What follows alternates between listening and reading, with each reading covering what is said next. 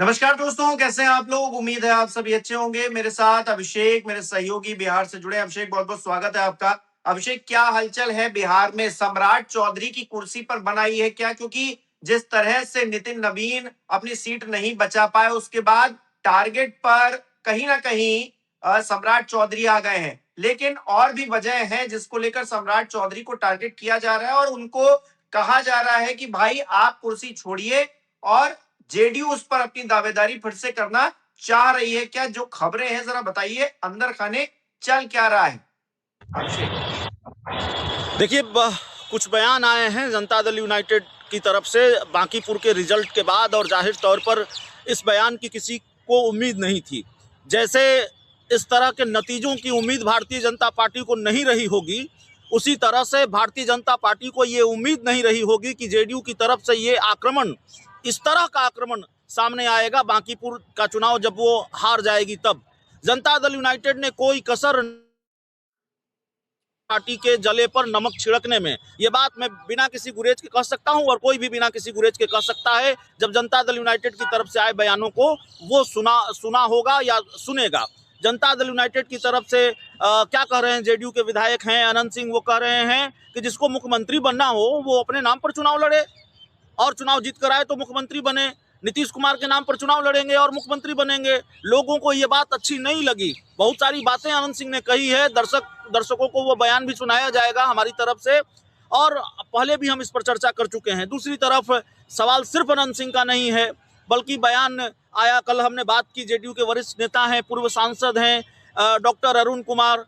उन्होंने कहा कि भाई हमने तो पहले ही कहा था कि निशांत को जो महत्वपूर्ण भूमिका में होना चाहिए, नीतीश कुमार के बेटे को महत्वपूर्ण भूमिका में होना चाहिए, और जेडीयू को लेकर जेडीयू प्रमुख भूमिका में होना चाहिए। जेडीयू को लेकर उन्होंने ये बात कही। कुल मिलाकर उनके बयान का जो लब्बो लुआब था वो ये था कि जेडीयू अगर ड्राइविंग सीट पर होती तो ज़्यादा अच्छा रहता। कुल मिलाकर उनके बयान के मायने यही हैं जो डॉक्टर अरुण कुमार ने कहे। श्याम रजक ने कहा, जेडीयू के एक और विधायक हैं, पटना की ही सीट है फुलवाड़ी शरीफ, वहाँ से विधायक हैं, और उन्होंने कहा कि कार्यकर्ताओं का सम्मान नहीं हुआ। तो एक के बाद एक जेडीयू के कई नेताओं ने आक्रमण कर दिए हैं। और जरा आप सोचिए, हिमांशु और दर्शक भी सोचें कि जब जेडीयू के ये नेता कैमरे पर भारतीय जनता पार्टी को लेकर इस तरह के बयान दे रहे हैं, तो जब उनसे हमारी बात कैमरे के पीछे होती होगी तो फिर वो किस तरह की बात कर रहे होंगे। तो एनडीए में किस तरह का भूचाल मचा है ये बताने की ज़रूरत नहीं है। देखिए, सम्राट चौधरी को कल ही कुर्सी छोड़नी पड़ेगी ये हम नहीं कहेंगे, और इतना जल्दी कुछ भी नहीं हो पाएगा, लेकिन पूरी तरह से ये कोशिश हुई। एक तो प्रशांत किशोर ने जब ये चुनाव शुरू हुआ तो प्रशांत किशोर ने उसी दिन से ये कहना शुरू किया कि दरअसल ये सम्राट चौधरी के खिलाफ रेफरेंडम है, ये जनमत संग्रह है सम्राट चौधरी के खिलाफ, और ये एक विधायक चुनने का चुनाव नहीं है, बल्कि सम्राट चौधरी से बेहतर मुख्यमंत्री चुनने का चुनाव है।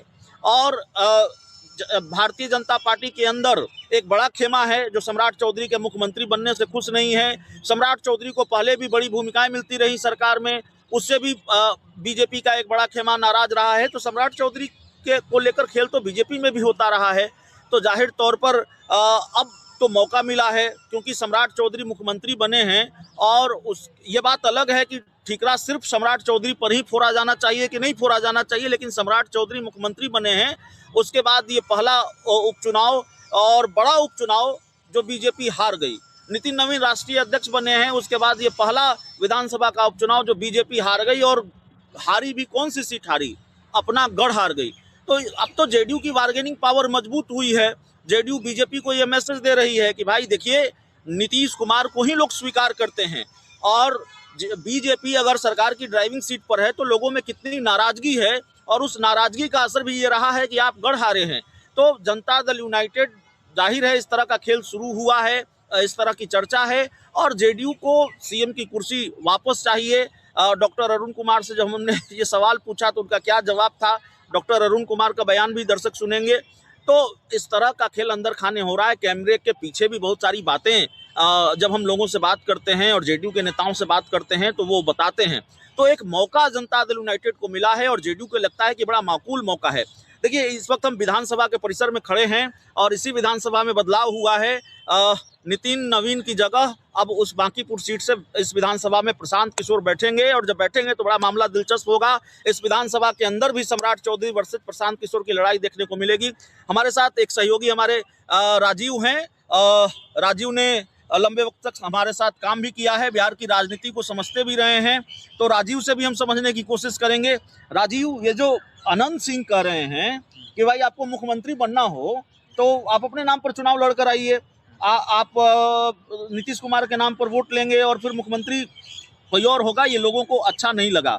डॉक्टर अरुण कुमार के जिस बयान का जिक्र हमने किया, आपको लगता है ये लोग अपने मन से बोल रहे हैं, अनंत सिंह अपने मन से बोलेंगे और अरुण कुमार अपने मन से बोलेंगे, या फिर जेडीयू के अंदर एक मोर्चाबंदी शुरू हो गई है भाजपा के खिलाफ? नहीं, जेडीयू के अंदर मोर्चाबंदी या मोर्चा कब नहीं था जी, आप स्वयं बताइए, आप तो सारी चीज़ों को जानते हैं। आप बताइए कि जेडीयू के अंदर विद इन जेडीयू कब नहीं था? जी, बिल्कुल है। अनंत सिंह जो है, क्या वो जेडीयू के प्रवक्ता है? नहीं है ना। अरुण कुमार क्या जेडीयू के प्रवक्ता हैं? नहीं है ना। ये हर कोई जान रहा है कि नीतीश कुमार जब मुख्यमंत्री से हटे हैं तो उनको किस तरह से मनाया गया है और किस तरह से उनको एक तरीके से स्मूथली एग्जिट कराया गया है। और नीतीश कुमार के बाद जो उनकी मानसिक स्थिति आज है, जेडीयू पर किसका कब्जा है, ये हर कोई जान रहा है। उसके बाद अनंत सिंह बोले, श्याम रजक बोले, अरुण कुमार बोले, इसका मतलब क्या है? इसका कुछ भी मतलब नहीं है। आप कह रहे हैं कि सम्राट चौधरी पे प्रेशर हो रहा है, भाई ये तो सबसे बयान को बदलने वाले, एक तो प्रशांत किशोर ने तो नैरेटिव सेट किया था ना कि अपने चुनाव को उन्होंने नीरज सिन्हा तक सीमित नहीं रखा। प्रशांत किशोर वर्सेस सम्राट चौधरी किया आप कह रहे हैं कि अनंत सिंह प्रवक्ता नहीं है? बिल्कुल नहीं लेकिन अनंत सिंह जो बात कह रहे हैं कि लोगों में इस बात की नाराजगी है कि नीतीश कुमार के नाम पर वोट पड़ा और फिर उनको कुर्सी से हटा दिया गया, चाहे नीतीश कुमार ने खुद ही कुर्सी छोड़ी हो, और उस नाराजगी का खामियाजा भी भुगतना पड़ा इस चुनाव में, इस उपचुनाव में। नहीं, तो ये तो वो कह रहे हैं, तो इसमें आप उसको ऐसे देखिए कि जेडीयू आरजेडी कांग्रेस पार्टी 2015 में चुनाव लड़ी थी एक साथ महागठबंधन बनाकर, और बांकीपुर में 60% वोट आया था बीजेपी को। बीजेपी उस समय एलजेपी के साथ वगैरह, उपेंद्र कुशवाहा वगैरह के साथ थी। तो आप ये नहीं कह सकते हैं कि जेडीयू ने भीतरघात करके जेडीयू का सपोर्ट नहीं मिला इसलिए बीजेपी वहां हार गई। बीजेपी का जो कोर वोटर है वो बीजेपी से नाराज है। ये तो बड़ा, और बीजेपी का कोर वोटर बीजेपी को हराया नहीं, ये तो बड़ा फैक्टर है कि बीजेपी का कोर वोटर नाराज है। और मैं तो कहता रहा हूं, मैंने ये कहा है कि प्रशांत किशोर नहीं जीते हैं बल्कि बीजेपी को हरा देने की जिद जीती है वहां पर। बिल्कुल बिल्कुल, ये और उसमें भी बीजेपी को हरा देने का जिद किसका? जो बीजेपी का कोर वोटर है, खासकर जो फॉरवर्ड क्लास का वोट है, जो यूजीसी के बाद जो फॉरवर्ड क्लास में जो बीजेपी को लेकर एक विद्रोह है, एक गुस्सा है, उस गुस्सा को प्रदर्शित किया गया है बांकीपुर में। जी, तो देखिए हिमांशु, मैं आपको बता दूं, कई सारे फैक्टर रहे हैं इस बांकीपुर विधानसभा उपचुनाव में, और जाहिर तौर पर जनता दल यूनाइटेड ने जिस तरह से मोर्चा खोल रखा है, जेडीयू के नेताओं ने जिस तरह से मोर्चा खोल रहा है। अब हमारे सहयोगी राजीव कह रहे हैं प्रवक्ता नहीं है, लेकिन जाहिर तौर पर अगर अनंत सिंह बोल रहे हैं, अगर एक बयान आता तो उसको संयोग कहा जा सकता था, लेकिन डॉक्टर अरुण कुमार, उनके बयान है, बहुत सारे गुट है ना, आप तो जान रहे हैं जनता दल में कई सारी गुट है, जनता दल यूनाइटेड में कई गुट हैं, लेकिन आपको ये याद होगा कि हाल ही में एक बड़ी कार्रवाई हुई, छोटू सिंह उनको पार्टी से निकाला गया। तो जेडीयू के अंदर खाने ये डर भी है कि पार्टी के खिलाफ या पार्टी लाइन से इतर जाकर हम कुछ बोलेंगे तो हमारे खिलाफ कार्रवाई होगी, और उस डर के माहौल में, उन स्थितियों परिस्थितियों के बीच अगर जेडीयू के एक तबके ने भाजपा के खिलाफ मोर्चा खोला है, तो आप इस बात को कैसे दरकिनार करेंगे कि जनता दल यूनाइटेड? ये समझना है, ये बात समझना है कि जब तक नीतीश कुमार थे कमांडिंग पोजीशन में, तब तक जो जेडीयू के अंदर जो ग्रुप था, group with in the group, वो कुछ भी बोल नहीं सकता था। जैसे अभी बीजेपी के अंदर बहुत सारे ग्रुप हैं, लेकिन चूंकि कमांडिंग पोजीशन पे कौन है? मोदी है, शाह है, इसीलिए किसी की हिम्मत नहीं हो रही है। आज मोदी शाह यदि हट जाए वहां से, तो आप देखिएगा जैसे 2004 में हुआ था, जब आडवाणी कमांडिंग पोजीशन में थे, अटल बिहारी कमांडिंग पोजीशन में थे, तो कोई कुछ भी नहीं बोल रहा था। जैसे ही बीजेपी चुनाव हारी, उमा भारती विद्रोह करने लगी, कभी जसवंत सिन्हा विद्रोह करने लगे, तो कोई नेता विद्रोह करने लगा। कहने का मतलब कि नीतीश कुमार के हटने का ये मतलब हुआ कि जो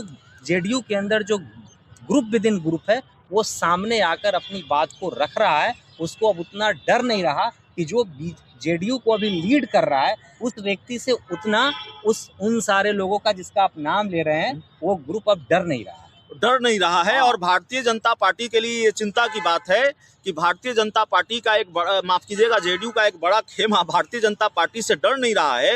ये परसेप्शन बिहार की राजनीति में हिमांशु स्थापित हुआ। आप राजीव यहाँ आ जाएं। भारतीय जनता पार्टी को लेकर ये परसेप्शन स्थापित हुआ हाल के दिनों में कि भाई जनता दल यूनाइटेड के जो बड़े सारे नेता हैं, जो बड़े बड़े नेता हैं, वो बीजेपी के हो चुके हैं, उनकी वफादारी बीजेपी को लेकर है। जेडीयू का नेतृत्व आज जिन लोगों के हाथों में है और वो उनकी वफादारी बीजेपी को लेकर है, और उसके बावजूद आज अगर जनता दल यूनाइटेड के लोग, जनता दल यूनाइटेड के कई सारे नेता, विधायक अगर बीजेपी के खिलाफ मोर्चा खोले हुए हैं तो ये साधारण बात नहीं है और कोई हैरानी नहीं होनी चाहिए। मैं ये कहूँगा कि 1 महीना, 2 महीना, 6 महीना हो सकता है थोड़ा वक्त लगे, लेकिन अब ये कवायद शुरू होगी या ये भूमिका अब शुरू होगी, इसकी स्क्रिप्ट लिखी जानी शुरू होगी कि भाई अब जेडीयू के खाते में वापस सीएम की कुर्सी चाहिए, निशांत कुमार को मुख्यमंत्री बनाइए। ये मांग जेडीयू के कई नेताओं की रही है।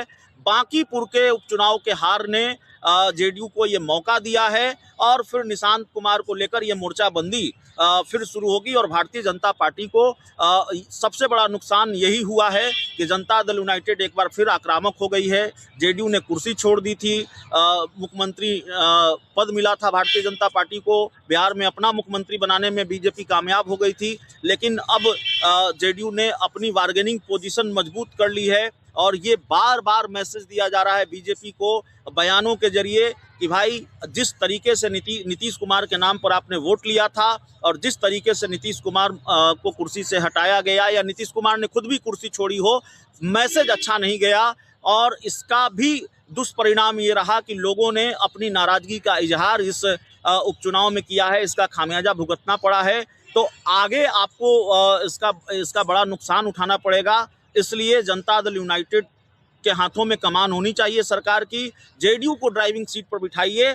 और ये मैसेज सिर्फ नहीं दिया जा रहा है बल्कि अब इस तरह की डिमांड भी जेडीयू के अंदर से उठनी शुरू हो गई है। जी बिल्कुल बिल्कुल अभिषेक, एक हार किस तरह से माहौल बदलती है, किस तरह से तस्वीर बदलती है, वो दिखा रही है एक बांकीपुर की सीट जिसको भारतीय जनता पार्टी हारती है और उसके बाद किस तरह से भारतीय जनता पार्टी के खिलाफ फील्डिंग सेट होनी शुरू हो जाती है। तो मुख्यमंत्री है वही सवालों के घेरे में आकर खड़े हो जाते हैं और अब मुख्यमंत्री वो रहेंगे, कब तक रहेंगे, क्या जेडीयू कुछ उलटफेर करने में कामयाब होगी, नीतीश कुमार की इसमें क्या भूमिका होगी, इस पर आप लगातार नजर बनाए रखिएगा। आपसे ताजा अपडेट हम लेते रहेंगे। बहुत बहुत शुक्रिया हमारे साथ जुड़ने के लिए और तमाम जानकारी साझा करने के लिए। हमारे दर्शक किस तरह से देख रहे हैं कमेंट करके जरूर बताएं। बहुत बहुत धन्यवाद आप सभी।